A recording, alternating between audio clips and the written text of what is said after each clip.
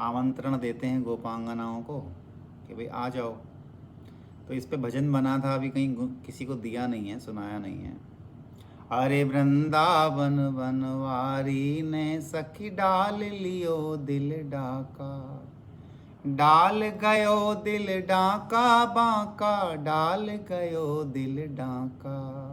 अरे वृंदावन बनवारी ने सखी डाल लियो री डाका, नयन गली से आयो औचक आए के उरलों झांका, नयन गली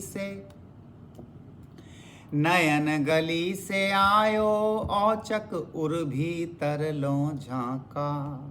अरे डाल गयो री डाका मोहन, डाल गयो दिल डाका, वृंदावन बनवारी ने सखी डाल लियो री डाका। लोक लाज घूंघट नहीं छोड़े सबके चीर चुरावे, लोक लाज घूंघट नहीं छोड़े सबके चीर चुरावे। अरे मक्खन छाछ की ओट में मोहन सबके बीच नचावे, अरे मक्खन छाछ की ओट में मोहन सबके बीच नचावे। अरे तोड़ गयो सब नाका बांका, डाल गयो दिल डाका।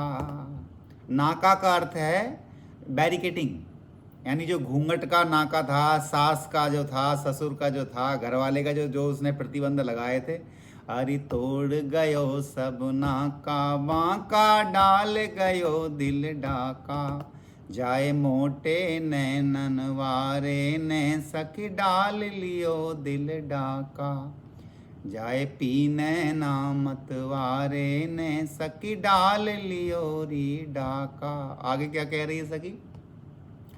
तिरछी मुरली अधर सुधाधर मंद मंद मुस्कावे, तिरछी मुरली अधर सुधाधर मंद मंद मुस्कावे। बंक बिलोकन चाल छबीली तिरछो नाच दिखावे, बंक बिलोकन यानी कि देखने की दृष्टि की जो गति है वो भी तिरछी है, ऐसे करके है तिरछी। बंक बिलोकन चाल, और चाल भी टेढ़ी है, तीन जगह से त्रिभंगी है।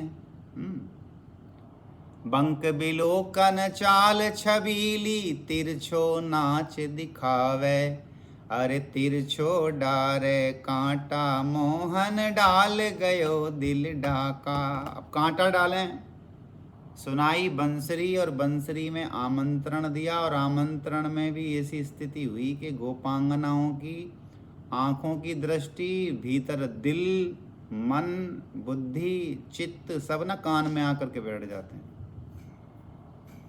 और कान में आकर के बैठ गए तो क्या हुआ कि वहाँ वो केवल श्रवण इंद्री से ही सारे रस का पान कर रहे हैं, केवल श्रवण से। यानी हमारा मन भी होता है ना कभी कभी कि भाई ऐसी स्थिति पैदा होती है कि हम चारों तरफ से हमें कोई दिक्कत परेशानी हो रही हो और कोई बच्चा खिलखिला के हंसे, तो सारी हमारा ध्यान उस पर चला जाता है। तो यहाँ कह रहा तिरछे नैनन वारे ने सखी डाल लियो दिल डाका, कौन जतन सो धीर धरूरी बात समझ नहीं आवे, कौन जतन सो धीर धरूरी बात समझ नहीं आवे। तिरछी चितवन तिरछी चितवन तिरछे शयन चलावे, तिरछी चितवन तिरछी मुस्कन तिरछे शयन चलावे। अरे मुत जोड़ गयो री टांका बांका, डाल गयो दिल डाका, वृंदावन बनवारी ने सखी डाल लियो दिल डाका, वाय कारे नैनन वारे ने सखी डाल लियो दिल डाका। और तिरछी रीत प्रीत की सजनी गूंगा भी बतरावे, तिरछी प्रीत रीत की सजनी गूंगा भी बतरावे। और ऊपर लो चमके जल शीतल, ऊपर से लगे कि बड़ा इश्क हो गया, सामने वाले को बहुत मौज में है, बड़े आनंद में है, प्रेम में। ये जैसे लैला मजनू को कहते हैं बड़े इश्क में बड़ा आनंद लिया है। पर पूछो, अरे ऊपर लो चमके जल शीतल भीतर सो धधकावे। ऊपर लो चमके जल शीतल भीतर सो धधकावे। हर प्रेम की ऐसी साका बांका डाल गयो दिल डाका। प्रेम की ऐसी साका यानी कि प्रेम की ऐसी कीर्ति है, ऐसा यश है, ऐसी उसकी प्रेस्टीज, ऐसी उसकी पोजीशन है। हर प्रीत की ऐसी साका बांका डाल गयो दिल डाका। जाए पीने नामत वारे ने सखी डाल लियो दिल डाका। भजन तो खैर अलग सा है, पर इसकी मीठी धुन बनी है तो ये आज मुझे निकल आया। स्थिति भी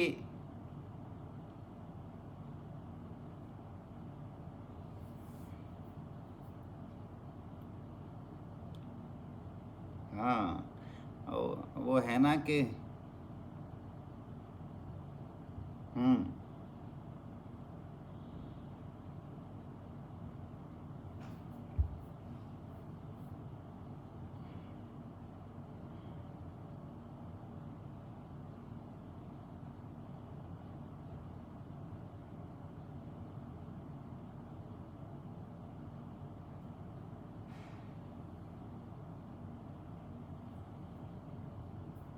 हम्म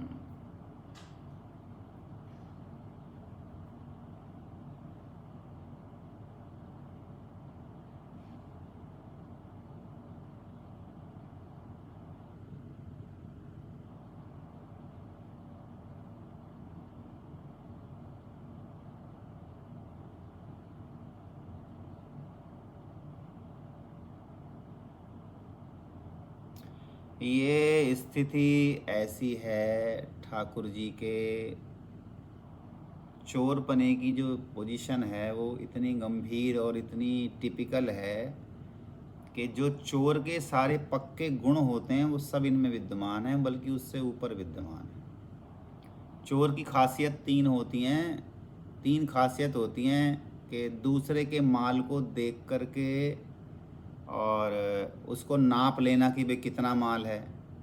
दूसरा कि भाई कितनी ऊंची महल की दीवार है उसको भी लांघ जाना।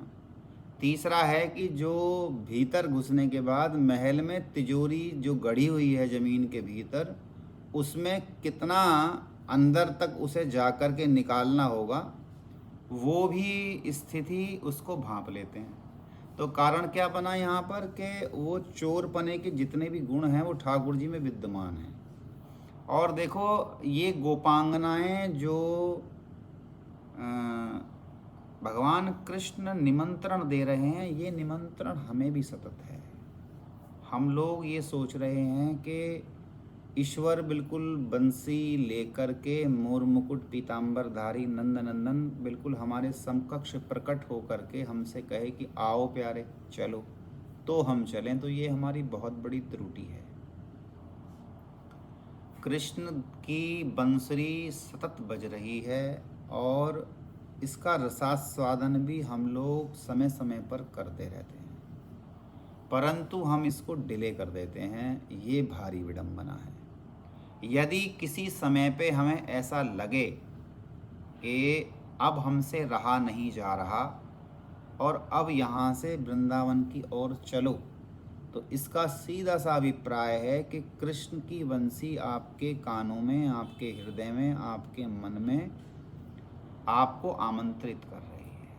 परंतु हम लोग बहुत छोटी छोटी सोच पर निर्भर रहते हैं। बहुत छोटे छोटे कारणों को हम बड़ा बड़ा कारण पैदा कर देते हैं और स्थिति ये हो जाती है गंभीर के।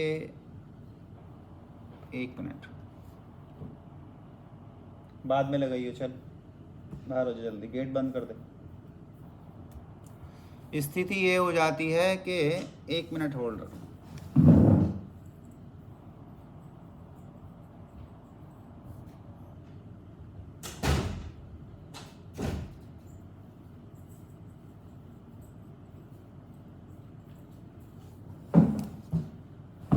वो आया भाई झाड़ू पोंछा करने, ध्यान को भटका गया।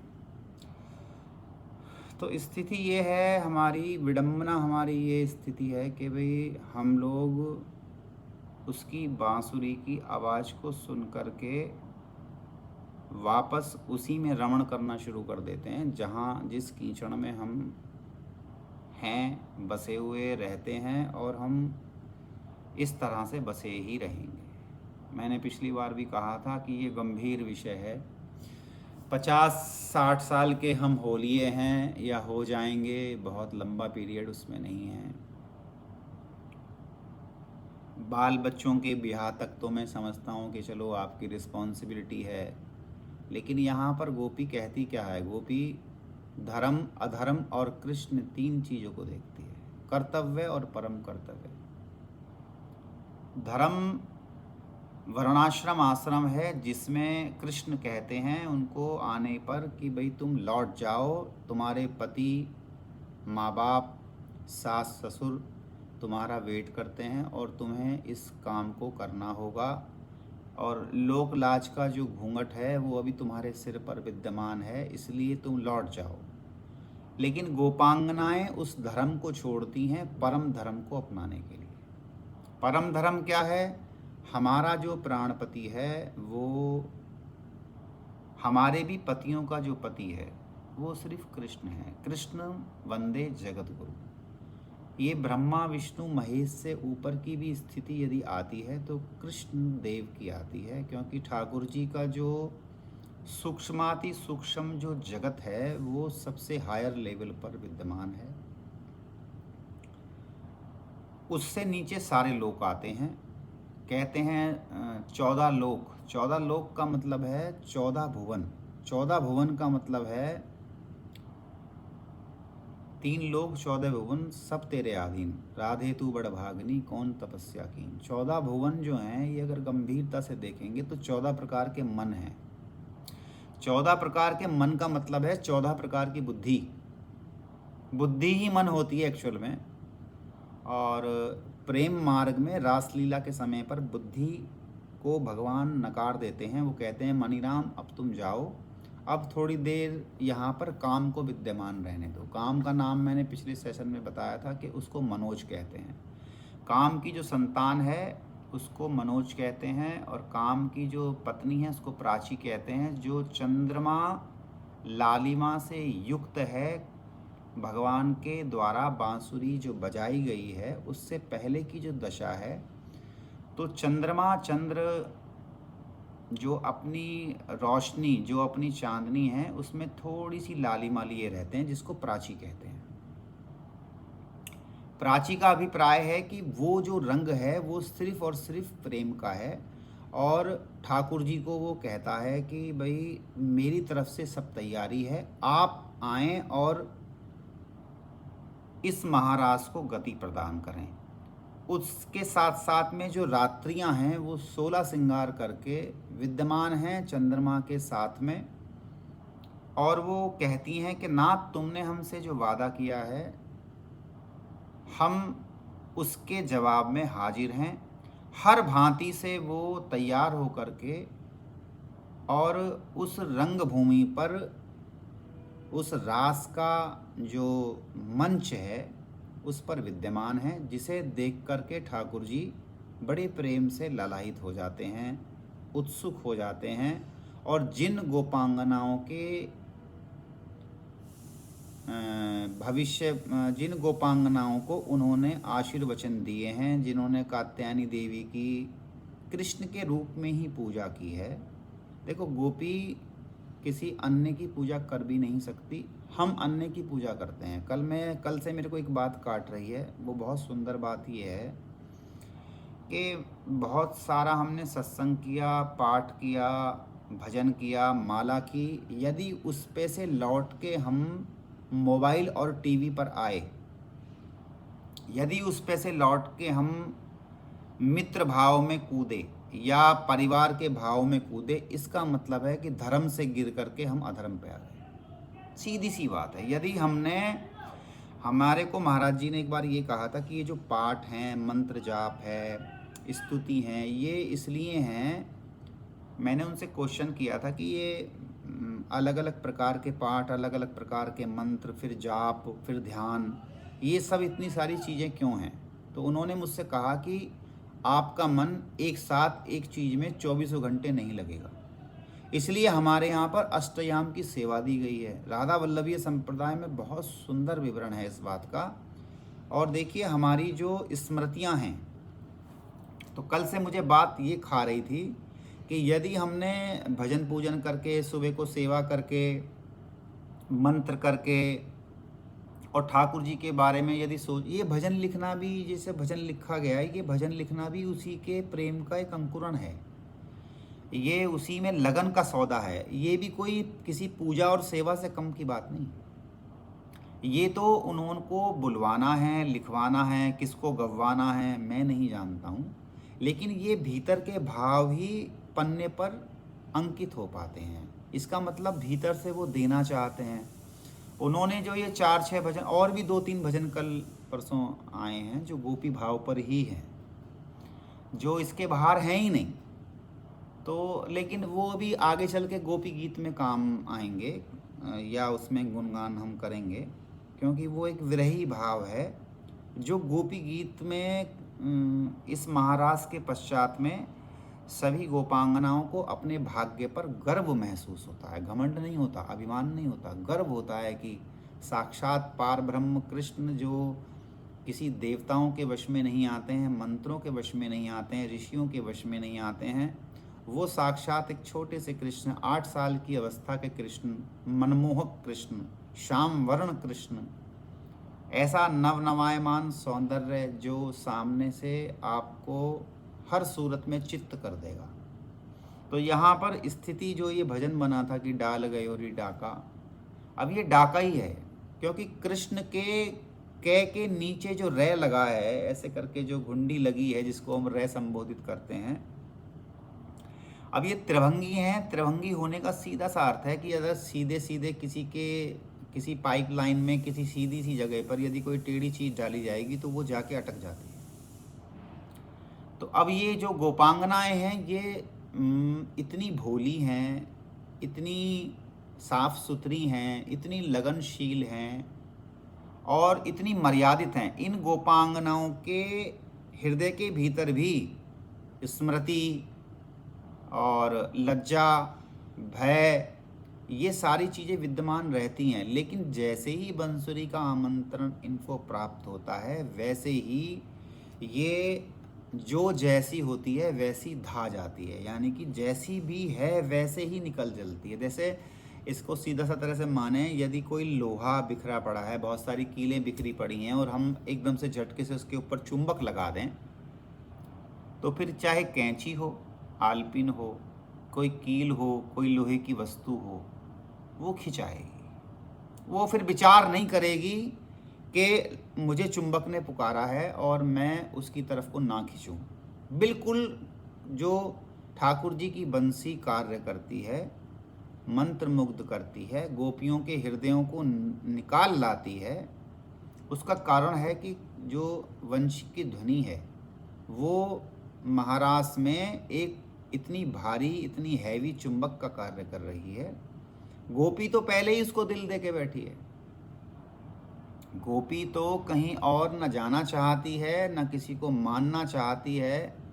गोपी सिर्फ कृष्ण के इर्द गिर्द घूमती है, क्योंकि गोपी वादा लेकर के भी यही आई है और वादा करके भी यही आई है कि मैं जिस समय धरती पर उतरूंगी उस समय सिर्फ कृष्ण की कामना होगी और कृष्ण का ही सामना होगा, इसके अलावा कोई दूसरी बात है नहीं। तो कल मैं जैसा सोच रहा था कि हम लोग भजन कीर्तन से उठ करके हा हा ही में लगते हैं, मोबाइल में लगते हैं, टीवी में लगते हैं या और सांसारिक गतिविधियों में लगते हैं, तो ये बात कैसे हमारे चित्त के भीतर उपस्थित हो कि हम किसी पाठ से हटें, हम किसी मंत्र से हटें, हम सेवा से हटें, तो बच्चों के निमित्त भी, पति के निमित्त भी, सास ससुर के निमित्त भी, घर के परिवार के दायित्व के निमित्त भी ये बंसी हर समय उपलब्ध कैसे हो। ये कल से मेरी धुन चल रही है कि आखिर हमें बार बार सुनार की जो चोट है, छोटी हथौड़ी की,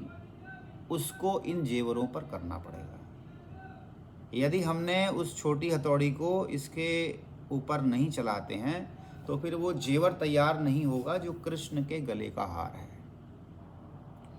ये संभव नहीं होगा। इसलिए मैंने अभी बैठते हुए कहा था कि हम जो सत्संग कर रहे हैं, इस सत्संग में हमें अवश्यम भावी है, इस पर हमें काम करना होगा। देखिए, मैं बोलकर चला जाऊंगा, मेरे को जो कुछ प्राप्त हुआ है या जो मुझे महसूस देता है मैं उसको बांट दूंगा, या मेरे द्वारा, मैं भी नहीं बांटूंगा, मेरे द्वारा इसको बंटवाया जा रहा है। मेरे तो स्पीकर जैसी स्थिति है। लेकिन यदि हमने इसके ऊपर काम नहीं किया तो बिल्कुल जैसे बच्चा 10वीं क्लास में फ़ेल हो जाता है, बिल्कुल हम भी फेल हो जाएंगे। मैं भी इस वीडियो क्लिप जो बनती हैं इनको मैं रिकॉर्ड करने लगा हूँ तो मैं इनको सुनता भी हूँ। ऐसा नहीं है कि मैं इनको नहीं सुनता हूँ, मैं इनको सुनता हूँ, समझता हूँ, और मैं ये देखना भी चाहता हूँ कि क्या वास्तविकता में ये स्पीकर चल रहा है, तुमने भी कहीं दिमाग लगाया है। तो किशोरी जी की कृपा से ये दिखता है कि बुलवाने वाला कोई और है। क्या सोच रहा होता हूँ, क्यों सोच रहा होता हूँ, वो कुछ भी सामने नहीं आता है। मुख्य बात है हम जिस उम्र के पड़ाव पर हैं, कहते तो यही हैं। आजकल तो मैं देखता हूँ महाराज जी के साथ में छोटे छोटे बच्चे भजन आनंदी चल पड़े हैं, उन्होंने विरक्त वेश ले लिए हैं, वृंदावन की परिक्रमा देते हैं, रज में लेटते हैं। बहुत सुंदर बात है, बहुत सुंदर है, पर वो कितनी देर टिक पाएंगे ये कहना एक अलग बात चली जाती है। पर वो अभी से यदि उनके संस्कार पक्के हैं और पक्के हो जाएंगे तब वो कहीं पे भी किसी भी तूफान में उस किश्ती को उतार दिया जाएगा, वो लौटेंगे नहीं। लेकिन हम लोग पारिवारिक दृष्टिकोण से हर चीज़ के वैभव को संभालते हुए, झेलते हुए, उसके ऐशो आराम को भोगते हुए शायद हम कृष्ण की जो स्मृति है वह कम हो गई है। देखिए, बहुत दिन पहले मन में विचार चल रहा था कि क्या वास्तव में समय चलता है। बहुत देर उसमें खोपड़ी लगी, दिल लगा, पता चला कि समय नहीं चलता साहब, समय चलता ही नहीं है। ये सब बेकार की बातें हैं। ये समय बीत गया है और भूत और भविष्य भी है नहीं, सिर्फ वर्तमान है जो आपको दांव पे लगाने के लिए मिलता है। भूत भविष्य हमने खड़ा किया है।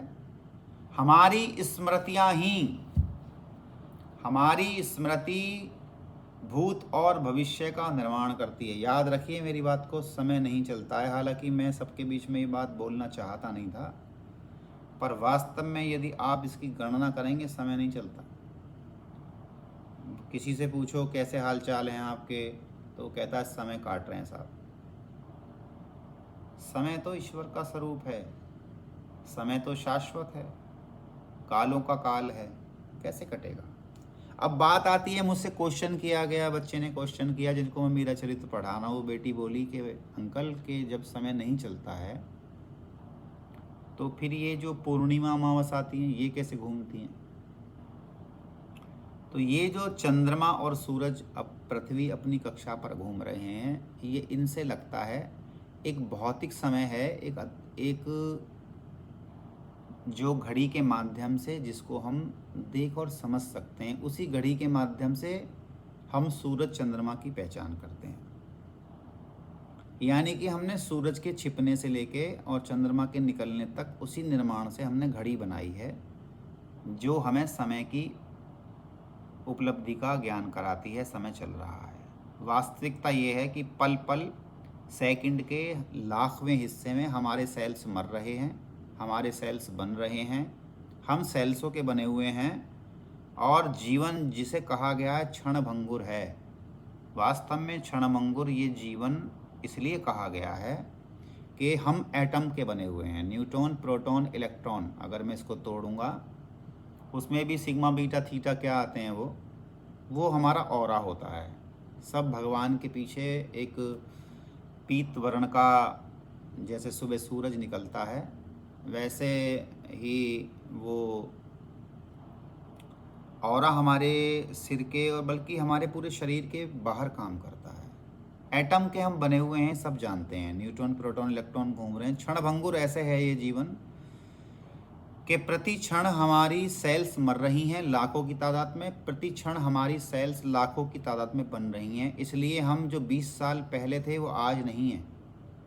अभी जो मैं बोल गया हूँ ये समझो कि वो बीत गया, अब मैं नया बोल रहा हूँ। ये बिल्कुल ऐसे समझें जैसे किसी गंगा किनारे पर हम जाते हैं। गंगा किनारे पर जाने के समय में क्या होता है कि हम नहाने के लिए उतरते हैं। जैसे ही हमने उस गंगा जल में पाँव रखा और हम उसमें डुबकी मारते हैं, फिर वापस लौट आते हैं, जिस समय हम दोबारा उसमें पैर रखेंगे तो यदि आप देख सकते हो तो वो जल कहीं का कहीं पहुंच गया होगा। यदि हम उसमें दूध डाल दें, पत्ते डाल दें, कुछ ऐसा देखना चाहें थोड़े से, और हम उस समय उसमें नहाएं तो पत्ते गुजर जाएंगे। वो जैसे मोमबत्ती जलती है, मोमबत्ती की जो धागा है वो निरंतर जलता रहता है और कम होता रहता है, लेकिन मोमबत्ती की लौ हमें निरंतर दिखती रहती है, साथ में मोम भी कम होता रहता है। तो नीचे से नया धागा निकल रहा होता है, नया मोम हो रहा होता है और पुराना मोम जल रहा होता है। इसी को क्षणभंगुर कहते हैं। हमारी स्मृतियां ही हमारे संसार का निर्माण करती हैं। ये स्मृतियां ही हैं जिन्हें हम भूत और भविष्य में कहते हैं। 20 साल पहले उसने मुझे मारा था, और 25 साल पहले मैंने गाड़ी खरीदी थी, 5 साल पहले मैंने ये घर बनाया था, 20 साल पहले हमारी शादी हुई थी। ये जो भूत और भविष्य का निर्माण है ये हमने अपने लिए, स्वयं हमारी स्मृतियाँ ही इसका निर्माण कर रही हैं। ये विषय और भी गंभीर हो जाएगा, मैं भी इसे डीपली नहीं उतारूंगा, लेकिन हम ये समझ लें कि हमारा ताना बाना, हमारा परिवार, हमारे बीवी बच्चे, हमारे माता पिता, हमारा समाज, सब हमारी देन है। इसे कहते हैं माया। यदि आप समय पर निगाह करेंगे, यदि आप समय पर निगाह करते हैं, समय को देखने की कोशिश करते हैं कि वास्तव में चल रहा है या नहीं, तब आप माया को छू रहे होते हैं। इसके आगे भी पिक्चर है। माया समझ में आने लगेगी यदि हम इस समय की धारणा को थोड़ा सा अन्वेषण करके इसके भीतर उतरना चाहेंगे। तो अब जब समय नहीं चल रहा है, इसका मतलब हम चल रहे हैं, और हम धीरे धीरे पैदा होने के क्षण में ही माँ के गर्भ में ही सिर्फ शिशु बढ़ता है साहब। जैसे पहली सांस लेता है उसके बाद तो वो मरना शुरू हो जाता है। ये जीवन की पहले क्षण से और आखिरी क्षण तक घटने की जो घटना है उसी को हम जीवन कहते हैं। ये जीवन ना हमारे हाथ में है, ना सांस हमारे हाथ में है, और जब जीवन और मृत्यु हमारे हाथ में नहीं है तो बीच के जीवन का मालिक भी कोई और है।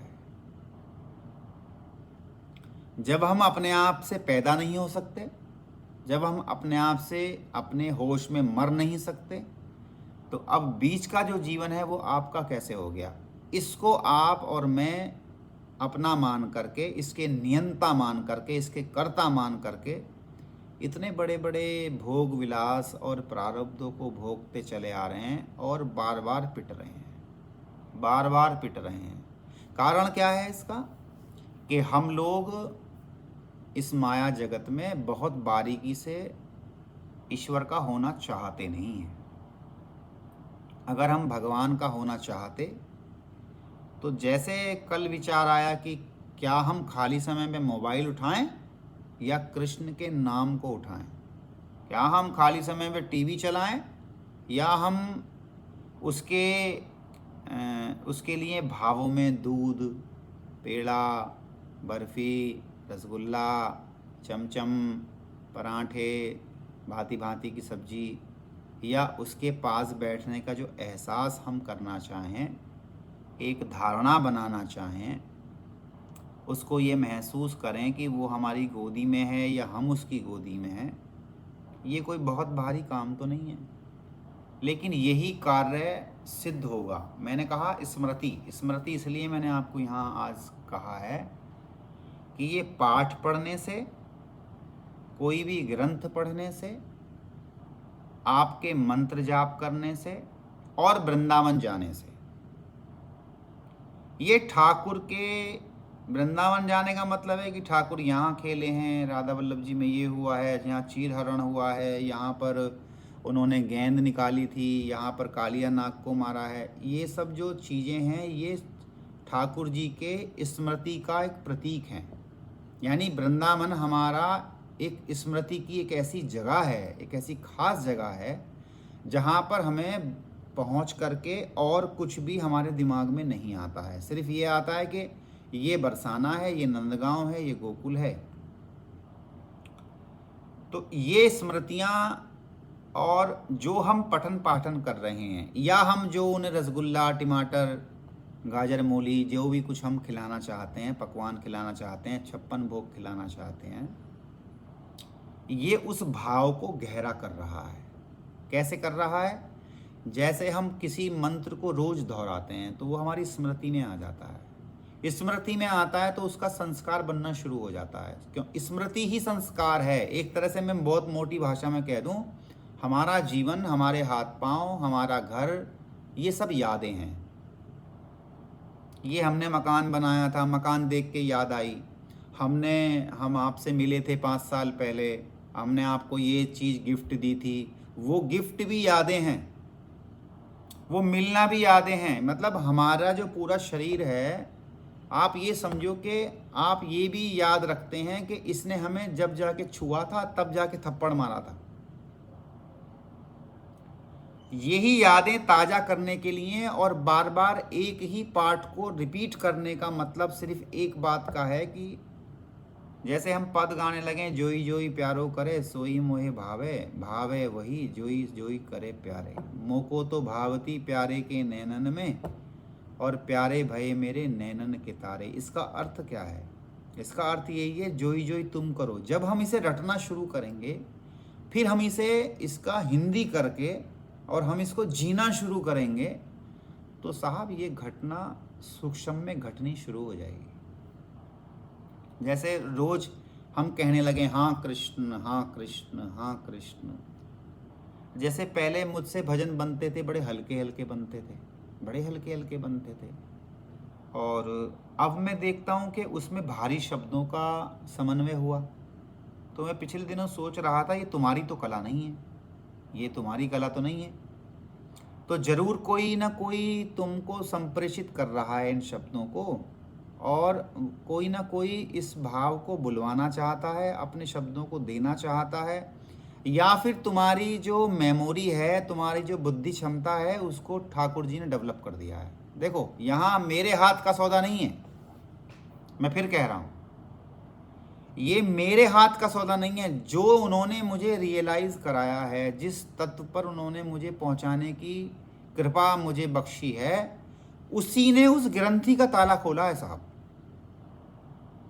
मैं अपने आप को देखता हूं तो पहले मैं उन शब्दों को रिपीट कर देता था, लेकिन आज वो नए नए शब्दों को मेरे पे गठन, मैं सोचा भी नहीं होता, उस शब्द का मेरे मुंह से उच्चारण हो जाता है। इसका अर्थ है कि जो रोज के हर समय, क्योंकि कहीं ना कहीं गुणन मथन और मंथन यदि होता है, तो जैसे शराबी को शराबी मिल जाता है, जुआरी को जुआरी मिल जाता है, बिल्कुल ऐसे ही जब आप सर्वे भवन्तु सुखिना का विचार करेंगे, तो जो सर्वे भवन्तु सुखिना का विचार करने वाले हैं, जो सर्वे भवन्तु सुखिना को देने वाले हैं, और जो सर्वे भवन्तु सुखिना की रक्षा करने वाले हैं, वो सारे देवता, वो सारे इष्ट, वो सारे वैष्णव जगत के प्राणी, वो सारे हिरन, वो मोर, वो कबूतर, वो चिड़िया, वो पेड़, वो पत्ता, वो चांदनी, वो हवा, वो सूरज, वो चंद्रमा, वो जल, ये सब यही तो कह रहे हैं, सर्वे भवन्तु सुखिनः। आओ भाई प्यारे, तुम हमारा जल पी लो, आओ प्यारे तुम धूप सहन कर लो, आप तुम ये औषधियाँ, चंद्रमा की जो चांदनी पड़ती है, इन औषधियों में जान फूक जाती है साहब। फसलें उग जाती हैं, सूरज की रोशनी नहीं मिले 4 दिन में, यदि अगर आपको सूरज की रोशनी नहीं मिलेगी तो धरती इतनी ठंडी हो जाएगी कि ठंड से लोग मर जाएंगे।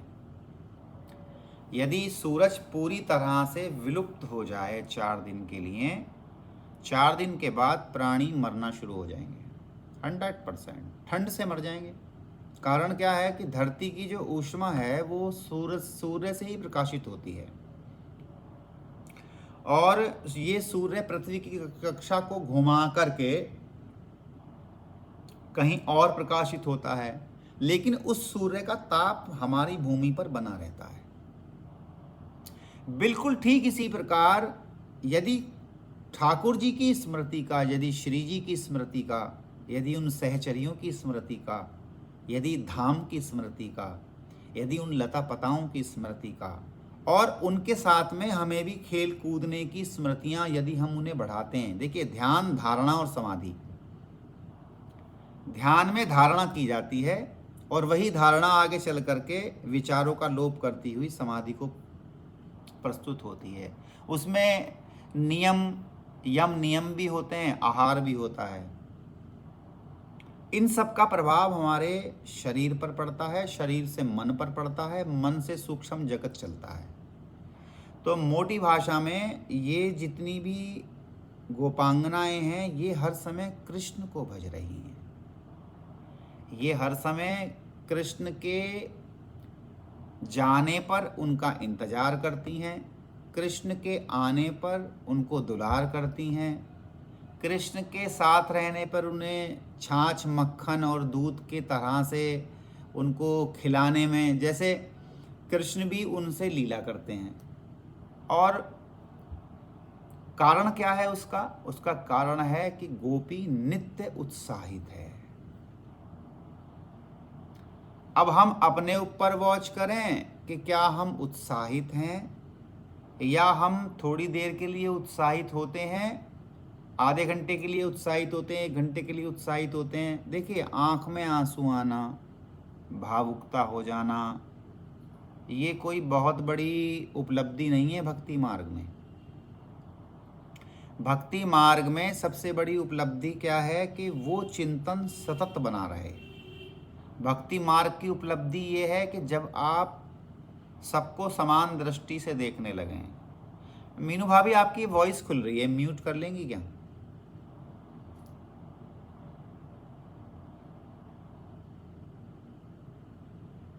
हाँ, हो गई। तो भक्ति और प्रेम एक ही बात है।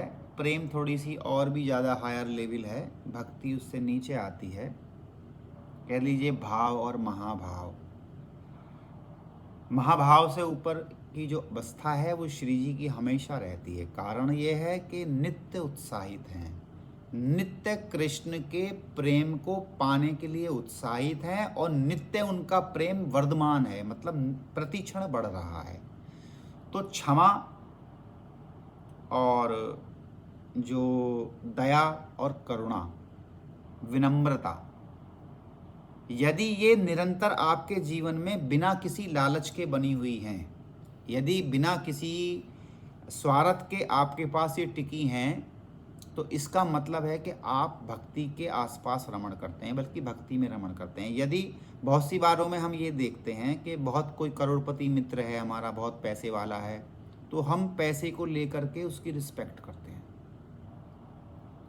कोई व्यापारी हमारा बहुत ऊंचा है, उसकी पहुंच बहुत बड़ी है, राष्ट्रपति को जानता है, हम उस तरह से उसकी रिस्पेक्ट करते हैं।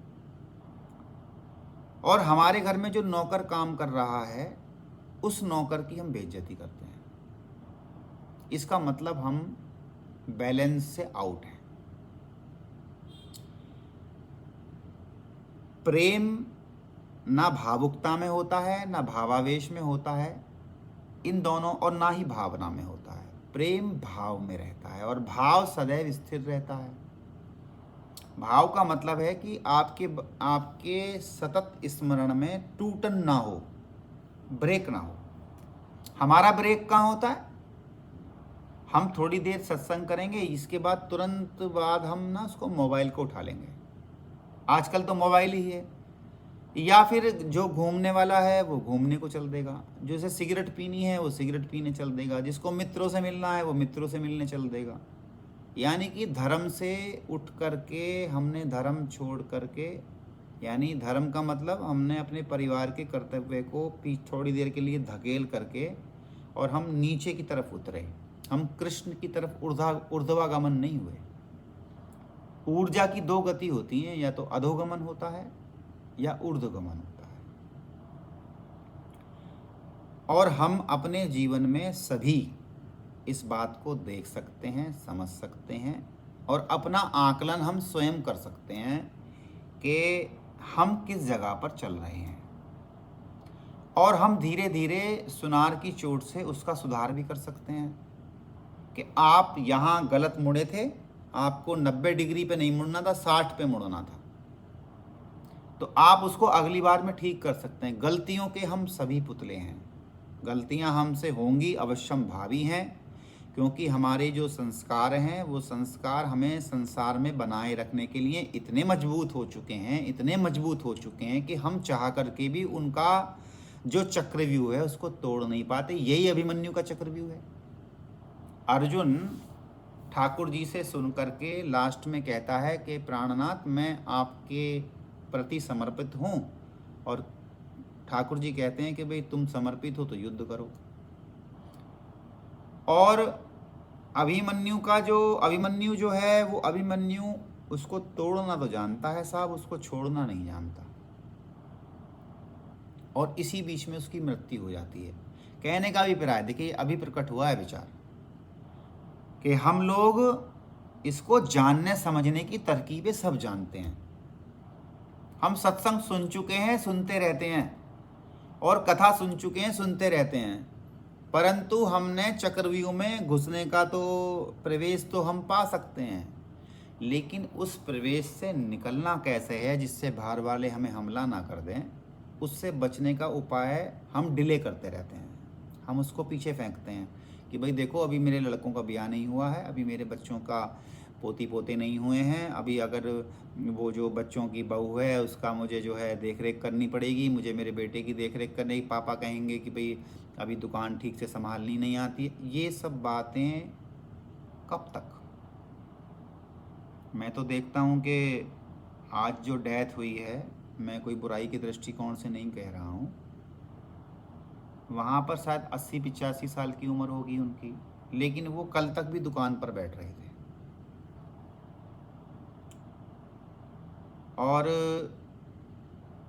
मैंने हमेशा उनको बचपन से दुकान पे बैठे ही देखा, मैंने कभी उनको मंदिर में नहीं देखा। मैं अपनी मम्मी को देखता हूँ, 80-85 साल की उम्र हो गई है, अब तो खैर उनको थोड़ा सा बीमारी के कारण नहीं उठ बैठ पाती हैं, लेकिन मैंने उनको कई बार कहा कि तुम माला भी दी, उनको मैंने कॉपी ला के दी कि भाई तुम इस पे राम राम लिखो।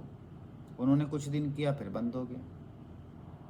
बहुत सी महिलाओं को देखता हूँ जो बहुत बुजुर्ग हैं, जिनको चलना मुश्किल है, उनको मैंने वृंदावन की परिक्रमा लगाते देखा है। उनको मैंने जाड़े गर्मी बरसात में तपती ज़मीन पर चलते हुए नंगे पांव देखा है। और उनसे कुछ पूछो, उनकी कमर भी बिल्कुल झुकी हुई है और तेज़ी से भागती हैं। आज भी कई हैं ऐसे, कई संत भगवान हैं जो 3-3 परिक्रमा वृंदावन की दे रहे हैं साहब। ऐसे 3 महात्मा गोवर्धन में हैं जो 3 परिक्रमा डेली देते हैं। एक संत भगवान के दर्शन हुए थे, उन्होंने कहा था कि भाई जो चाहे तू पा ले, मिल जाएगा, इस दिन ये काम करना है। क्या करना है? बोले गोवर्धन की 3 परिक्रमा देनी है तुझे। जिस दिन तू जिसको उन्होंने ऐसा सिस्टम मुझे बताया, वो खुद 3 परिक्रमा देते हैं। ऐसे ही मिल गए अचानक, मैंने प्रणाम कर लिया, मुझे कुछ लगा कि बाबा में कुछ है, मैंने दंडवत लगा दी। ये मैं अभिमान से नहीं कह रहा हूँ, मैं बता रहा हूँ, खाली सीधा सहजता से हुआ। परिक्रमा दे रहा था, लेट गया उनके चरणों में, बहुत खुश हुए।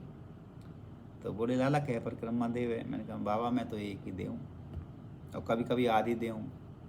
तो बोले कि लाला ऐसे करके परिक्रमा देगो तो जिससे चाहेगा उससे बात कर लेगा।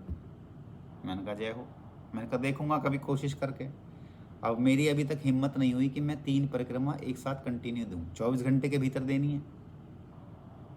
उनकी शर्त थी कि एक साथ देनी है, समझे नहीं? उन्होंने समय भी मुझे अवगत कराया, ये समय पे ये परिक्रमा देगा, उसकी कृपा डायरेक्ट हो जाएगी, ऐसा भी बताया उन्होंने।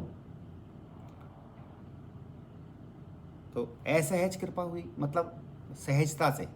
मैंने कुछ नहीं कहा, मैंने कुछ नहीं पूछा, उन्होंने मुझे कुछ नहीं बताया, बस सिर पे हाथ रख के डायरेक्टली ये बताया लाला देख ऐसे करके ऐसे करेगा तो ठाकुर जी बोल पड़ेंगे। अब एक परिक्रमा तो मैंने पूरी दोनों परिक्रमा तो कई बार दी हैं, 2 परिक्रमा को तो बहुत सोचना पड़ेगा, 3 का तो मामला हमारा मुझसे नहीं होगी भाई, देखो सीधी सी बात है। लेकिन सहजता से उसको प्रणाम कर लो। कहने का मतलब है कि हम कब तक तो डिले करेंगे और कब तक हम अपनी उम्र को, अपनी जिम्मेदारी को निभाते हुए, साहब हमारे प्राणों का अंत होने वाला है, ये जिम्मेदारियां पूरी होंगी नहीं होंगी। कल बिटिया कह रही थी, देखो पापा, मेरा दोस्त भी आया हुआ था, वो कह रही थी कि देखो मुझे तो अभी पैसा भी कमाना है और मुझे कामयाब भी होना है और मुझे अध्यात्म जगत में भी जाना है। अध्यात्म जगत का उसका पन्ना मजबूत है। तो मैंने कहा तू पैसा कमा, मैंने तुझे पैसे को तो मना नहीं किया, मगर एक बात का ध्यान रखना, ये जीवन, ये 20 उंगलियां, 4 हाथ पाँव, बुद्धि और ये मानव शरीर 500 करोड़ रुपए में भी दोबारा मिलेगा नहीं, हजारों करोड़ में भी नहीं मिलेगा। इसको गंवाना मत बेटा। पैसा कमाना, पैसे को इस तरह से कमाना, उसको पैसे की ज़्यादा लालसा नहीं है। वो ये कहती है कि मेरे को जो 2-3 काम करने हैं वो ऐसे करने हैं। लोग की सहायता करना चाहती है, सबकी हेल्प करना चाहती है। तो पूछ रही थी कि पैसा कमाने की बुराई। मैंने कहा पैसा बुरी नहीं है, पैसा, लेकिन एक बात ध्यान रखना है कि पैसा ही सब कुछ ना हो जाए। पैसा बहुत कुछ है, साधन है, श्री जी को लाड लड़ाओ, नए नए पकवान मंगाओ, नए नए भांति भांति के सुगंधित पुष्प मंगाओ, माली को बुलाओ, उनके लिए बंगला सजवाओ, उनके लिए ड्रेस धारण करवाओ, ये पैसा का सदुपयोग है। किसी गरीब को रोटी खिलाओ, किसी भूखे को, किसी की शादी होनी है, किसी को पढ़ना है, कोई बहुत ज़्यादा दवाई से परेशान है, किसी की मदद करनी है, ये पैसा आपके रस को 4 गुना कर देगा। पैसा कमाओ, मैंने मना नहीं किया, लेकिन इन आदमियों को, इन जीवों को, इनकी सहायताओं को भूल मत जाना। और सबसे पहला मोटिव, सारे ताम झाम को छोड़ करके, सारे दान दहेज को छोड़ करके, सारी करुणा दया को छोड़ करके ये बात ध्यान रखना कि तुम्हें कृष्ण से मिलना है। उसके प्रयास में जितने भी कार्य कर सकते हो उतने करना। रात को 2 बजे उठना हो तो 2 बजे उठना, सुबह को 4 बजे तुम्हें सोना हो 4 बजे सोना, पर भूल मत जाना कि यही जहाज है साहब, प्रेम के समुंदर में सफ़र के लिए। एक ही जहाज है, ये मत सोचना अगला जन्म फिर मिलेगा, कुत्ते का मिलेगा, बिल्ली का मिलेगा, कोई पैमाना नहीं है। इसलिए ये ऐसा जहाज है, ये ऐसा पारस है, ये पारस ही तो है। जब आप पति पत्नी हो करके, पारिवारिक दृष्टिकोण से चल करके, यदि आप वैसे ही 4 हाथ पैर वाले संतान उत्पत्ति कर रहे हैं तो आप पारस नहीं हैं तो क्या है? आप पारस से सोना नहीं बना रहे साहब। पारस से सोना हुआ कि आप सबकी सहायता करें, वो सोना हुआ। लेकिन आप प्रति उत्तर में संतान उत्पत्ति करके उसको धर्म के मार्ग पे झोंक दें। कहते ना कि वो 7,56,000 आदमी शहीद हुआ देश के लिए, देश की आज़ादी के लिए। तो मैं चाहता हूँ कि मेरी बेटी तू जो है ठाकुर के लिए शहीद हो जा। ये तो आना जाना है, ये तो लास्ट जन्म है और इसी जन्म में तुम्हें पाना है। तो तुम्हें यदि कर गुजरना है कुछ, यदि तुम्हें ये है कि कहीं बाप की छाती चौड़ी हो जाए, तो मज़ा जब आएगा जब तुम कहो कि ठाकुर जी मुझसे बात करते हैं। मैं ठाकुर जी के लिए एक श्रृंगार करती है, सब काम करती है, नहलाती धुलाती सब काम करती है। पर और देखना, संतान, अब संतान का सुख तो यही है माता पिता को कि उसकी संतान 4 गुनी चारों तरफ से तरक्की करके जाए। इसलिए मैंने उसको पैसे को भी ना नहीं किया, परंतु मैं चाहता हूँ कि अध्यात्म जगत में जो कमाई है, अध्यात्म जगत का जो धन है, जिसे पाकर के आप न कभी भिखमंगे रहेंगे, जिसे पाकर के ना आप किसी और का मुंह ताकेंगे, और जिसे पाकर के आप हमेशा के लिए जीवन पर्यंत हजारों जन्म भी लेंगे ना, तो आप तृप्त होंगे। देखिए, कृष्ण का दर्शन यदि एक बार होता है तो साहब बार बार होता है। ठाकुर जी एक बार किसी को अपने फंद में फंसा लेते हैं वो बेचारा चाह करके भी वापस नहीं निकलेगा। और हम और आप लोग ठाकुर जी के फंदे में हैं। उसने आपको टिकट दे के भेजा है, तभी हम आमने सामने बैठे हैं। ये बात और है कि कोई 15 मिनट है, कोई आधा घंटा है, कोई 4 घंटा है, कोई 2 घंटा है, कोई आधा दिन है। जितनी सेवा ठाकुर जी की आपके मंदिर में हो, उतनी सेवा से स्टार्ट करें। कृष्ण की बंसी वहीं से बजनी शुरू होगी। अब गोपांगनाओं को बज रही है बंसी, तो उसको किसी को पति रोक लेता है, किसी को पुत्र रोक लेता है, किसी को उसका बाप रोक लेता है, किसी को उसकी सास रोक लेती है। पर गोपांगनाएं क्या कहती हैं? मैं अभी आई, मटका भूल गई, मैया मटका भूल गई। मैं तो एक मटका ले आई, दूसरों मटको वहीं रह गो, पनगट्टे मटका ले आऊँ। बेटी कहवे कि बापू आज तो चांदनी रात हो रही है, तो कहाँ मैं जमुना के तीरे पे नेक्स्ट शीतल शीतल हवाएं देख आऊँ? तो कहवे लाली रात है रही है, कहाँ जावेगी? पर वो भी ना रुकी। पति ने चाक चौबंद होकर के दरवाजे लगा दिए, खिड़की भी बंद कर ली नहीं, और बाहर बैठो दरवाजा पे कि मैं देखूं तू कैसे हिलेगी, कैसे जावेगी। तो साहब उस गोपी ने अपनी आंखों को बंद कर लिया कि हे कृष्ण, यदि मैं तुम्हें नहीं देख सकती तो मैं जगत के किसी आदमी को नहीं देखूंगी। यदि मैं तुम्हारे दर्शन नहीं कर सकती तो फिर मुझे अधिकार नहीं है इन निचली छिछली चीज़ों को देखने का। वो अपनी आंख बंद करके वहीं बैठ जाती है। और कृष्ण क्या करते हैं साहब, जैसे ही उसको विरह की अग्नि उत्पन्न होती है, भीतर से जलती है कि मैं देख नहीं पाऊंगी, मैं उस बंसरी को सुन के तड़प रही हूँ। और जैसे ही विरह की अग्नि धधकती है उसके भीतर, तो कहते हैं कि प्रारब्ध का नाश नहीं होता किसी भी तरीके से। कर्म नाश हो सकते हैं, लेकिन प्रारब्ध का नाश नहीं होता है। पर वहाँ कृष्ण के विरह में उस प्रारब्ध का भी नाश हो जाता है।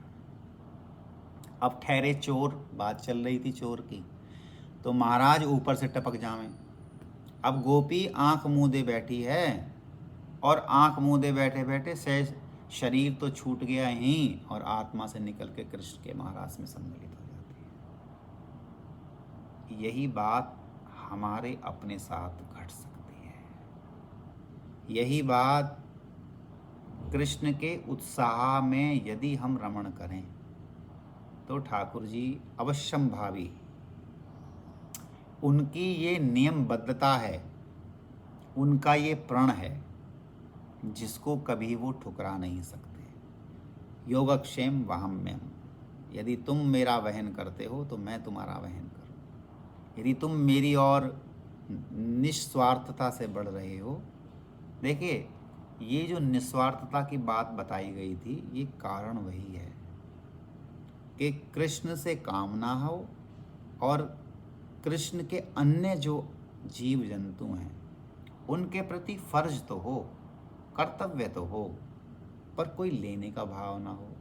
जैसे बहुत दिन से मैं सोचा करता था कि ये जो साधु महात्मा हैं, जो रसिक हैं, ये जो वृंदावन वास कर रहे हैं, गंगा किनारे वास कर रहे हैं, हिमालयों में वास कर रहे हैं, और किसी से मांगने नहीं जाते हैं, किसी से कुछ कहने नहीं जाते हैं, ऐसे ऐसे दुर्लभ महात्माओं के दर्शन हमें हुए हैं कि मेरे पास शब्द नहीं है।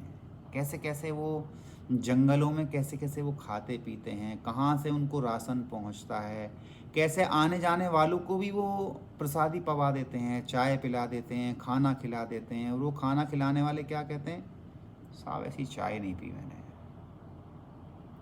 जंगल, निपट जंगल, चारों तरफ बर्फ़, और गुफा के भीतर महाराज बैठे हैं, और अचानक जाने वालों की दृष्टि पड़ी तो बोले लाला ठंड लग रही है ना? हाँ, चाय पियेंगे? उनके मन में पहले से ही चाय पीने की है।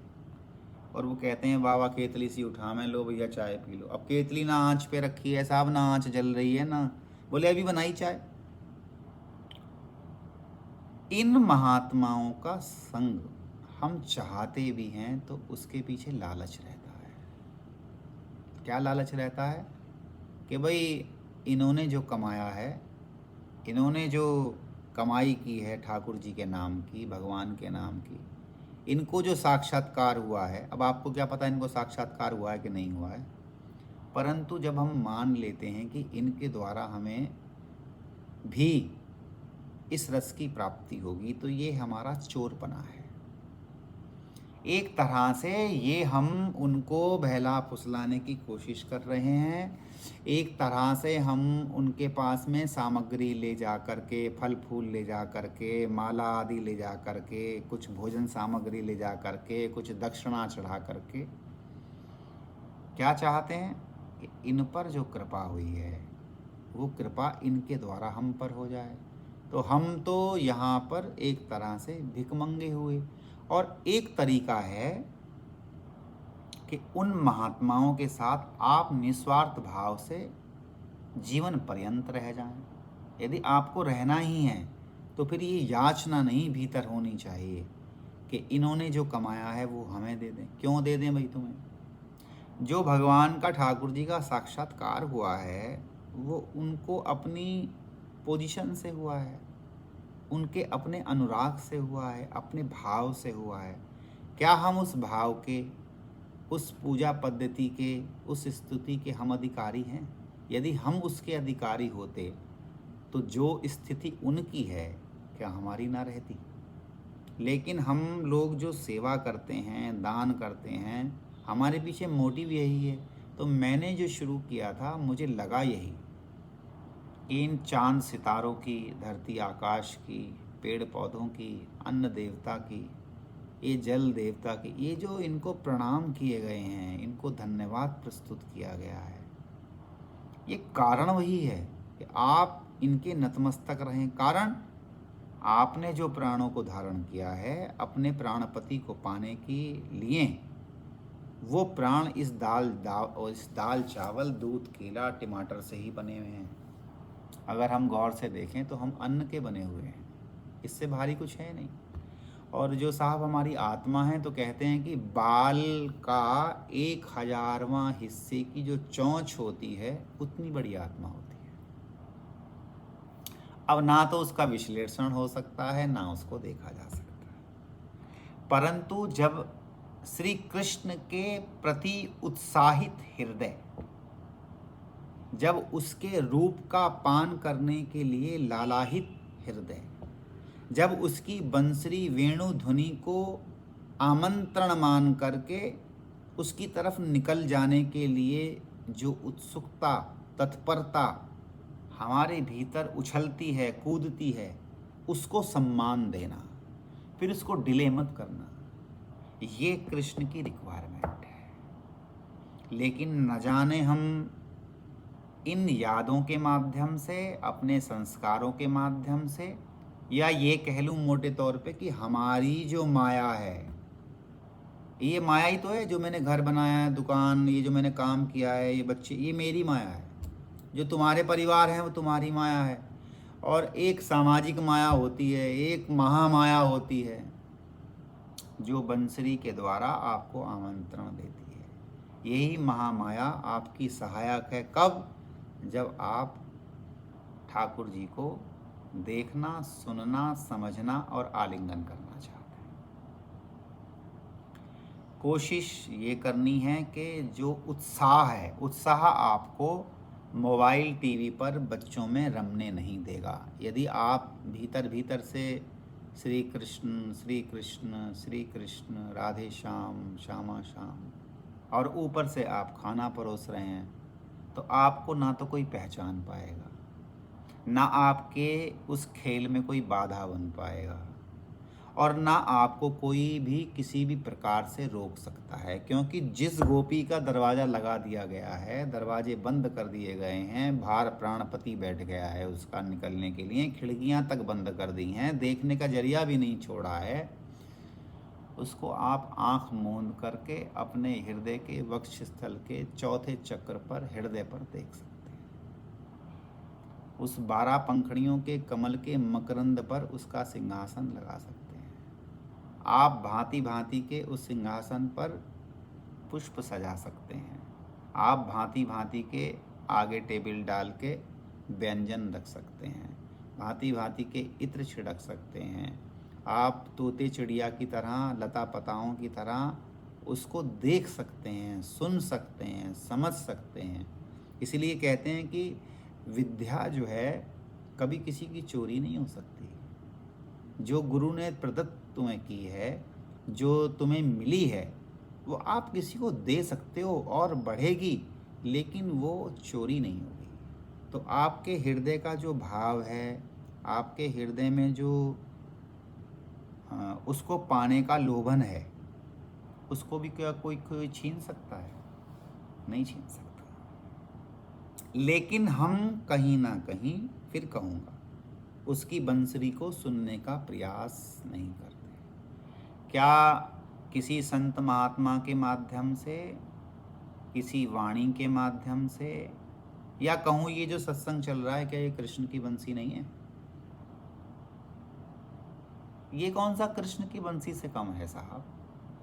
ये भांति भांति की जो ठाकुर जी, किशोरी जी या सहचरियाँ, ये हमें जो उडेल के यहाँ से और यहाँ से बुलवा रही हैं अंदर हृदय में बैठ करके, ये किसके वनस्पत है? ये तो ठाकुर जी के ही वनस्पत है। ये भी बंसरी है। किसी भी संत को माने, किसी भी पंथ को माने, किसी भी ग्रंथ को माने, किसी भी मंत्र को माने, किसी भी कंत को माने, लेकिन एक को माने। एक पंथ, एक मंत्र, एक कंत, एक ग्रंथ, एक संत। इसी को 5 पांडव कहते हैं साहब। यही 5 पांडव कृष्ण के साथ संयुक्त हैं और कृष्ण उसकी रक्षा की अवश्यंभावी सारे प्रयास करते हैं, यहाँ तक कि राजा परीक्षित को भी बचाते हैं। किसके गर्भ? उत्तरा के गर्भ में। ब्रह्मास्त्र से कोई बच सकता है? अगर कृष्ण सामने ना हो तो कैसे बचेगा? तो ये जो 5 पांडव हैं, ये जो राजा परीक्षित हैं, ये जो सुखदेव जी हैं, ये जिन्होंने श्रीमद् भागवत के बड़ी कृपा करके, करुणा करके हम सबको वितरण किया है। राजा परीक्षित भी परमहंस हैं साहब, कोई छोटी मोटी हस्ती थोड़ी, जिसने गर्भ में श्री ठाकुर जी का दर्शन प्राप्त कर लिया हो। जो पांडवों के वंशज हों, कृष्ण के संरक्षण में रहे हों, और सुखदेव परमहंस जो 12 साल अपने गर्भ में से नहीं निकलते हैं अपने तप के बल पर। देखो आजकल तो 8-9 महीने में डॉक्टर कहती है कि लाओ भैया टाइम हो गया, वहाँ 12 साल तक कहते हैं श्री सुखदेव जी देखो बाहर नहीं आऊँगा, तुमने यदि माया का मेरे ऊपर प्रभाव डालने की चेष्टा की तो मैं सदा सदा सदा अपने इस गर्भ में बना रहूँगा। आखिरकार व्यास जी को ये उसे आशीर्वाद देना पड़ता है, अच्छा भैया तू लाला नेक बाहर तो निकल, तो जब आवेगो तेरे पे माया असर ना करेगी। और वास्तविकता में वो परमहंस सुखदेव जी, जिनका परीक्षण राजा जनक के द्वार पर कई नग्न स्त्रियों के द्वारा उनका मुंह चाट करके किया जाता है और वो यूं खड़े हैं, वो सुखदेव जी ठाकुर जी के मंत्र उच्चार पर पागल हो जाते हैं, रुक जाते हैं उनके कदम के। भाई कौन सुना रहा है मीठी ध्वनि को? कौन कृष्ण का नाम सुना रहा है? कौन? जो अपने माँ के गर्भ में आमलनाल कटे बिना अपने गंतव्य को चल देते हैं, वो सुखदेव जी ठाकुर जी के इस कथा को बाज रहे होते हैं। कितना सुंदर, कितनी सुंदर बात है। एक तरफ कहीं किसी स्त्री पुरुष की दृष्टि से दृष्टि मिलाने को तैयार नहीं है, इसका मतलब परम वैराग्यवान है, और कहीं कृष्ण का मंत्र पढ़ता है तो नाच उठते हैं, और सुनाओ और सुनाओ और सुनाओ। तो ये ऐसा चोर है साहब, रंग का काला है, समझे ना जी, और चोर के जितने गुण हैं वो इनमें विद्यमान हैं। ऊपर से जो रात्रियां हैं वह 16 श्रृंगार करके प्रस्तुत हैं। चंद्रमा श्री कृष्ण के उत्साह का वर्णन कर रहे हैं, और इन सब चीज़ों को देख करके गोपियों को कृष्ण जी अपनी बांसुरी बजा करके क्लीम क्लीम शब्द का उच्चारण करके गोपियों को, यहाँ भी क्लीम, यहाँ भी कोई मतलब सीधा शब्द नहीं बोला, यहाँ भी क्लीम बोला, यहाँ भी उनको निकाल करके बाहर ले आते हैं। गोपियों में धृति, स्मृति, विवेक, लज्जा, भय और बुद्धि, ये 6 प्रकार की अंदर उनके भीतर रहती है। परंतु जैसे एक बार मैंने पढ़ा था कि कलकत्ता में कोई कीर्तन निकलना था और सरकार ने उस कीर्तन के जुलूस पर बैन लगा दिया। अब बैन लगा दिया तो लेकिन वहाँ पर दसियों हजार आदमी कीर्तन के इकट्ठे हो गए, और कीर्तन के इकट्ठे ही नहीं हुए, उन्होंने कीर्तन करना शुरू कर दिया। उन्होंने कीर्तन करना शुरू किया तो वहाँ जो पुलिस खड़ी थी, उसके जो कांस्टेबल थे, अफसर थे, उनको भी अंदर से सरसराहट होनी शुरू हो गई। अब सरसराहट शुरू हुई तो उन्होंने नाचना शुरू कर दिया, मंजीरों की और मृदंग की तालों पर उन्होंने नाचना शुरू कर दिया। अब नाचना शुरू कर दिया तो अब उनकी बुद्धि कहाँ गई, उनका विवेक, उनका भय कि भाई अफसर डांटेगा, इनको तो रोकना है, उनकी याद कहाँ गई कि ये कैसे बाहर निकलेंगे जल्लूस। उन्होंने नाचना कूदना शुरू कर डाला और बहुत नाचे, बहुत कूदे, सब कुछ हरण हो गया। किससे? उस कीर्तन, भगवान नाम के कीर्तन की जो धुनी उनके कानों में पड़ी, सब विस्मरण हो गया। बिल्कुल ठीक उसी प्रकार गोपियों का भी हरण हो जाता है। गोपियों की स्मृति, विवेक, लज्जा, शील, संकोच, काम, सब सब पानी पानी, जैसे पत्थर पिघल जाता है ना। कोई दूध उबाल रही थी, दूध छोड़ के भाग ली। कोई रोटी सेक रही थी, रोटी छोड़ के भाग ली। कोई खाना परोस रही थी, खाना परोसते हुए भाग ली। कोई बच्चे को दूध पिला रही थी, उसको छोड़ के भाग ली। कोई गाय का दोहन कर रही थी, उसको छोड़ के भाग ली। गाय भी वैसी खड़ी रह गई, बछड़ा भी वैसी खड़ा रह गया, दूध भी वैसी पड़ा रह गया। जो दूध उबाल रही थी उसको अपने हानि की चिंता नहीं होती है कि दूध निकल जाएगा तो घर में बाकी जने दूध कैसे पियेंगे। रोटी नहीं सेकूंगी तो बाकी जने भोजन, जो खाना परोस रही थी बीच में बैठ के, पहले भोजन परोसा जाता था कि चारों तरफ घर के मेंबर बैठ जाएं और बीच में परोसने वाला रहता था। अब क्या हुआ, वहाँ से वो परोसते परोसते कह रही अभी आई, अब वो तो लौट ही नहीं। वहाँ बैठे हैं कि भाई भोजन कराना है, भोजन करना है, आती होगी, कुछ दही लेने गई होगी, कुछ छाछ लेने गई होगी, लेकिन वो तो लौट ही नहीं। इसका अर्थ क्या है? इसका अर्थ है गोपियों के हृदय में जो धर्म के प्रति अपना दायित्व था, कर्म था, या कह लो कि जो काम था, इन सबको, ये काम ही है, इच्छा है, तो वो प्रेम से थकित नहीं होता है। प्रेम जो है काम के आने के बाद भी थकित नहीं माना जाता है, क्योंकि प्रेम अद्वितीय है।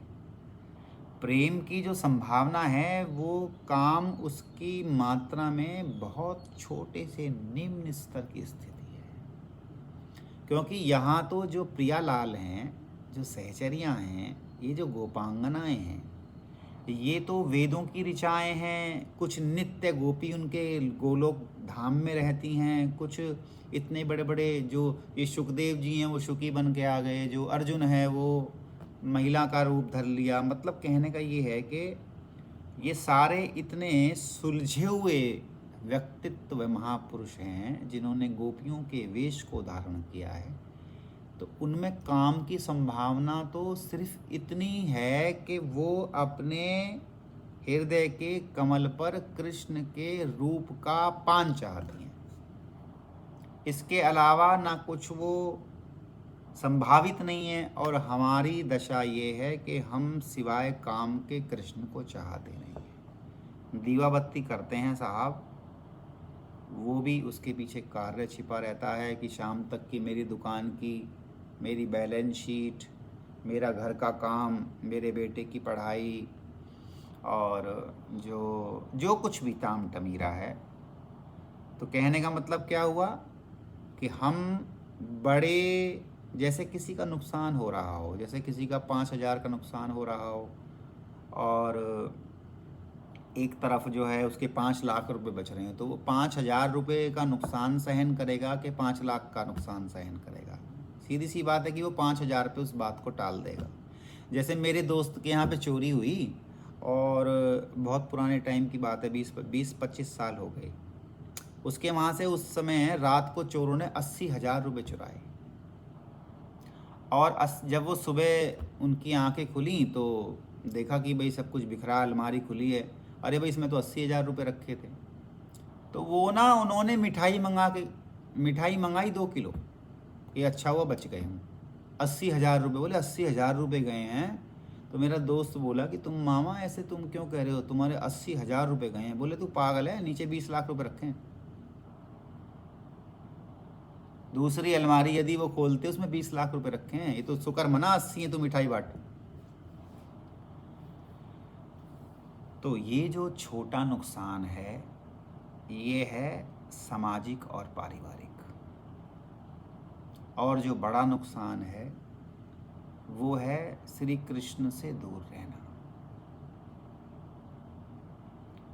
अब हम इसका फैसला तो स्वयं कर सकते हैं कि हमें श्री कृष्ण को छोड़ना है, कि हमें अपने इन सामाजिक कार्यों को छोड़ना है। कुल मिलाकर के जो बंसी की ध्वनि हमें भी कभी कभी सुनाई देती है और मन में तड़प पैदा हो जाती है कि भाई चलो वृंदावन की ओर, चलो कृष्ण की ओर, तो ये स्थिति क्या हम उसको धागे को और मजबूत, बात वही है स्मृतियाँ।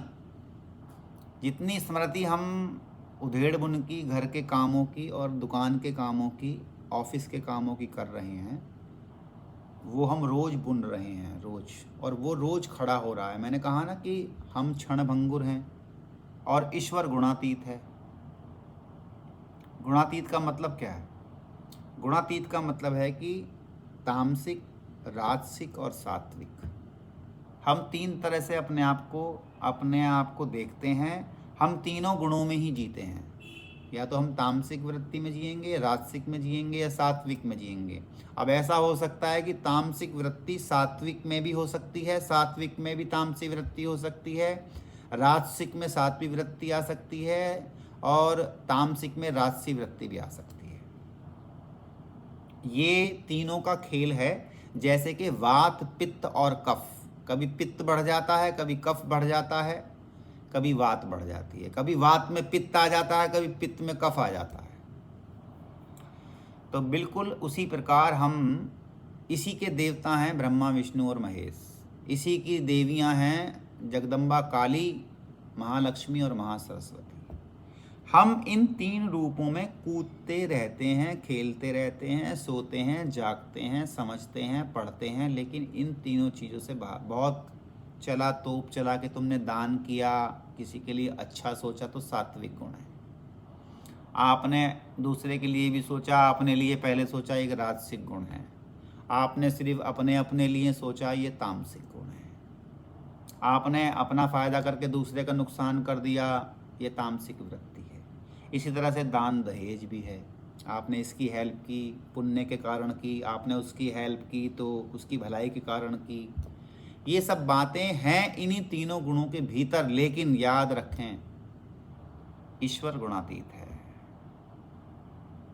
वो इन तीनों गुणों से ऊपर है, इसीलिए वो बंधा हुआ नहीं है। चराचर जगत का मालिक है, नियंता है, लेकिन उस पर कोई फर्क नहीं है। कारण क्या है कि उसने इन तीनों गतियों को बना करके और संसार को छोड़ दिया। अब वो खुद इन तीनों चीज़ों में लिप्त नहीं है, तो उस पर क्या तुम्हारी साधना का असर पड़ेगा? यदि मैं कहने लगूँ 12 करोड़ जाप कर रहा हूँ, कृष्ण को प्रकट कर लूँगा, संभव नहीं है साहब। यदि मैं कहूँ कि 500 बकरों की बलि दे रहा हूँ, संभव नहीं है साहब। संभव कब है? संभव है जब आप अपने चित्त की वृत्ति को प्रेममयी बना दें। संभव है जब आपकी चित्त वृत्ति प्रेममयी होकर के नित्य उत्साहित हो और कृष्ण में रमण करने के लिए सतत तैयार हो। ये जब ही संभव है जब हम किशोरी जी के चरणार बिंद को अपने वक्ष स्थल पर रख करके ऐसी शीतलता उनके चरणों को, अपने हृदय को नहीं, अपने हृदय में तो शीतलता आएगी। जो चंदन लगाएगा साहब किसी के माथे पर, तो उसकी उंगलियां पहले चंदन के अंदर भीग जाती हैं, उसको तो पहले ही ठंडक आ जाएगी। लेकिन किशोरी जी के चरणारविंद को कि उनको कोई मकरंद का कोई तिनका चुभे नहीं, ऐसे सुगंधित पुष्प हों आसपास में उनके, कभी आलता लगाना है, कभी मेहंदी लगानी है, ये सुख उन तत्सुख सुखित्वम। यहाँ पर भी हमें कृष्ण के सुख की कामना करनी है। यहाँ पर भी गोपांगनाएं दौड़ रही हैं, कारण है उन्हें रास की आवश्यकता तो है, लेकिन उससे कहीं ज़्यादा कृष्ण के सुख में सुखी है। और कृष्ण के सुख में जो सुखी होगा उसको तो खुद रस मिलने वाला ही है। भाई चंदन मैंने अपने हाथ में लेकर के आपके माथे पे लगाया तो चंदन की खुशबू तो पहले मुझ तक पहुंची, बाद में आप तक पहुंचेगी। इसलिए पहले मेरी उंगलियां सुगंधित हो जाएंगी, मेरी नासिका सुगंधित हो जाएगी, तब कहीं जा कर के आपके माथे पर मैं चंदन लगाऊंगा। तो यहाँ पर जो महाभाग गोपांगनाएं हैं सब एक साथ चलती हैं, सब एक साथ कात्यायनी देवी का व्रत करती हैं, सब एक साथ माता सती की पूजा करती हैं। कहती क्या हैं कि भाई कृष्ण जैसा पति मिले, कृष्ण जैसा पति मिले। और जब गोपियों को बंसी की सुनाई पहुंचती है तब अकेली अकेली भाग लेती हैं साहब। वो ये नहीं कहती कि चंद्रावली तू कहाँ है, अरे रमावती तू कहाँ है। उसको तो जैसे ही कान में पड़ती है वैसे ही दौड़ लेती है, न पति की सुनती है, न सहेली को ढूंढती है, ना अपनी सास की बात, न पिता की, न बेटी की, किसी की नहीं सुनती। कारण सब अलग अलग भावों में रमण करते हैं। कोई भगवान को दास्य भाव में मानता है, कोई भगवान को वात्सल्य भाव में पूछता है। अब यशोदा जी से कहें कि भाई जो दास्य भाव है तो अब उनको तो रस वात्सल्य भाव में है ना। अब कोई सुदामा से कहें भाई उनका रस जो है सखा भाव में।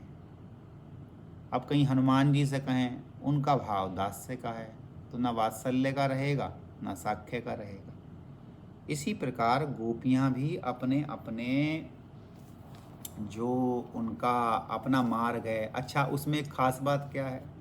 उसमें खास बात ये है जैसे हम डरते हैं, हम कैसे डरते हैं? हम सोचते हैं कि ये बीच में आएगा कि वो बीच में आएगा। गोपांगनाएं ना तो रात की चिंता करती हैं, गोपांगनाएं ना किसी बिच्छू सांप की चिंता करती हैं, गोपांगनाएं ना किसी खाई खड्डे में गिरने की बात करती हैं, ना लालटेन ले जाने की बात करती हैं। और यहाँ पर एक बात और सुंदर समझ में आई परसों कि ठाकुर जी भी गोपांगनाओं से ये नहीं कहते हैं कि आप मेरे घर की झाड़ू बुहारी करो, आप मेरे घर पे आकर के पानी डाल के धो, जैसे हम मंदिर को धोते हैं, सेवा करते हैं, या मेरी माता को मनाओ, मेरे पिता को मनाओ, या पहले 4 थाली लेकर के और फूल प्रसाद लेके, माला लेके और नैवेद्य लेकर के आप मेरे द्वार पर प्रस्तुत हो, आप मेरी आराधना करें तब मैं प्रस्तुत हूँ। ऐसा ना तो शर्त कन्हैया रखते हैं और ना ही गोपांगनाएं इस शर्त को मानने को उत्सुक हैं, ना ही वो चाहती भी हैं। वहाँ तो डायरेक्ट कनेक्शन है। मैंने कहा ना इसमें कि जोड़ गयोरी टाँका, डाल गयोरी टाँका। अब वहाँ पर टाँका जोड़ने का जो कांटा है वो तो एकदम से मछली के अंदर भीतर पड़ गया सो पड़ गया। अब एक बार मछली फंस गई तो फंस गई। तो कहने का मतलब है कि ईश्वर गुणातीत है। हम यदि ये सोचते हो कि किसी अनुष्ठान से, किसी पूजा पद्धति से ईश्वर को रिझाया, समझाया, बुलाया जा सकता है, तो ये हमारी भ्रांति है। अपितु ईश्वर को बुलाने का सिर्फ एक मार्ग है, हृदय के आमंत्रण पर ही उनका पदार्पण हो सकता है। बंसी पर हमारा आमंत्रण है, और वो आमंत्रण है कब? जब हमारा हृदय उनको आमंत्रण देता है। जब श्री किशोरी जी की कृपा से, जब ललिता, विशाखा, रंगदेवी, सुदेवी, चित्रा, चंपकलता, इंदुलेखा, तुंग विद्या जी की कृपामयी दृष्टि से, उनके चरणों की रेणु की अंजन की कृपा से, जब ये सूक्ष्म दृष्टि हमें दिखाई सुनाई देने लगे, जब हमें लगे कि हमें भी ठाकुर जी की आवश्यकता है, जब हमें लगे कि हमारी तृप्ति सिर्फ इसी बात से संभव है कि हम यहाँ रह कर के और कृष्ण को अपना माने, कृष्ण को ही जाने, कृष्ण को खाएं, कृष्ण को पिएं, तब कृष्ण की वंशिका उस मधुर चांदनी रात में, पूर्णिमा की रात्रि को आपके लिए आमंत्रण पत्र प्रस्तुत होगा।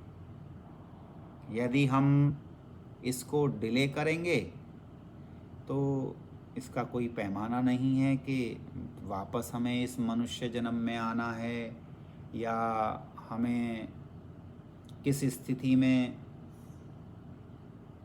किस तरीके से हमें दोबारा ढाला जाएगा, कौन गुरु मिलेगा, कौन समझाने वाला मिलेगा, क्या ये भावना 10, 20, 30 साल बाद पैदा होगी, इसका कोई पैमाना नहीं है। इसलिए मेरा बार बार कहना है तो कम से कम अपने हृदय के मकरंद का जो आमंत्रण है वो तो कृष्ण के लिए प्रस्तुत करो भाई। कम से कम इतनी संभावना तो हो कि जो आपके हार्ड मास के शरीर में जो आपका चौथा चक्र है यानी कि जो हृदय है उस पर संभावना प्रस्तुत करो कि कृष्ण के रास के लिए झाड़ू मार करके और कह दो ख्याल यार से, शेर है एक, कह दो ख्याल यार से कि कदम करे, कह दो ख्याल यार से कि कदम करे, कदम करे यानी हमारी तरफ को बढ़े। कह दो ख्याल यार से कदम करे, हम बैठे हैं अपने मकान में झाड़ू किए हुए। कह दो ख्याल यार से कदम करे कि हम बैठे हैं अपने मकान में झाड़ू दिए हुए। कम से कम इस सत्संग का इतना तो लाभ हो कि हमें उसका इंतज़ार बढ़े। देखिए, संयोग और वियोग गोपी दो ही स्थिति में रहती हैं, गोपांगनाएं। चैतन्य महाप्रभु से पूछा गया कि भाई आप संयोग चाहते हो कि वियोग चाहते हो, तो महाप्रभु जी कहते हैं कि मुझे तो वियोग भाता है, क्योंकि संयोग में तो कृष्ण के एक रहने की संभावना होती है, कृष्ण चमकते हैं एक रूप में, लेकिन वियोग में तो पेड़ों में, पत्तों में, चांद में, सितारे में, हवा में, ज़मीन में, आसमान में, जिधर दृष्टि जाती है उधर कृष्ण प्रस्तुत हो जाते हैं। तो इसलिए वियोग में ज़्यादा आनंद है बजाय संयोग के। तो स्थिति ये है कि जब हमें महसूस दे, और महसूस हमें देता है, रोज़ हमारा ज़मीर, हमारी आत्मा हमसे बोलती है कि देखो इससे प्यारा कोई हो भी नहीं सकता। कृष्ण से, ठाकुर जी में लगभग सभी चीज़ें विद्यमान हैं जो एक प्रेमी हृदय को चाहिए और जिससे प्रेम का हृदय पोषित हो सकता है, उसको शांति मिल सकती है, उसको तृप्ति हो सकती है।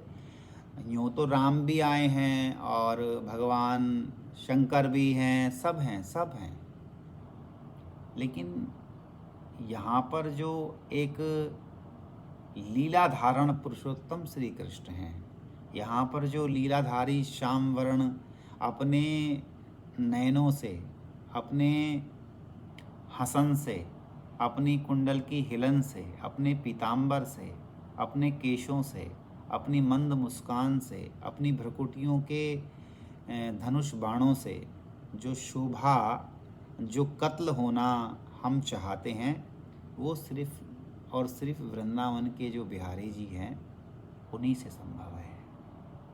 उन्हीं के द्वारा हम इस कटाक्ष को हमारे हृदय पर चाहते हैं कि वो भी प्यारे हमें तिरछी बंक बिलोकन चाल छबीली, तिरछी निगाहों से हमें देखें, हमारे हृदय का भेदन करें और हमारे हृदय को भीतर से निकाल करके अपने हृदय के साथ मिला लें। यही संभावना है। तो आज क्लास को विराम देते हैं। सभी को राधे राधे। आपने सभी ने समय दिया।